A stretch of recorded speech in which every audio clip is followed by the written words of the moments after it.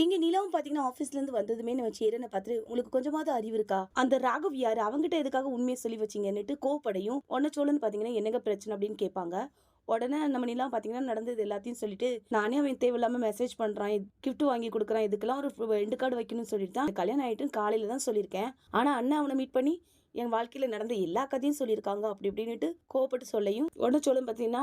நிலாவை கஷ்டப்படுத்தாதுன்னு சொல்லி இப்ப நீ தான் கஷ்டப்படுத்திருக்க, எதுக்காக எங்க இதுல தலையிடுற அப்படின்னு சொல்லிட்டு நம்ம சோழனை பாத்தீங்கன்னா அடிக்க போகையும் பாண்டியும் பாத்தீங்கன்னா ஏதோ தெரியாம தப்பு பண்ணிட்டாங்க, அதுக்காக அவர் மேல கை ஓங்குவே அப்படின்னுட்டு பாண்டி பாத்தீங்கன்னா சொன்னா உன் வாழ்க்கையில நடந்ததா தெரியும்ட்டு மறுபடியும் பாத்தீங்கன்னா ரெண்டு பேரும் மாத்தி மாத்தி சண்டை போட்டது மட்டும் இல்லாம நம்ம சோழனை பாத்தீங்கன்னா பாண்டி கீழே பிடிச்சு தள்ளிடுவாங்க.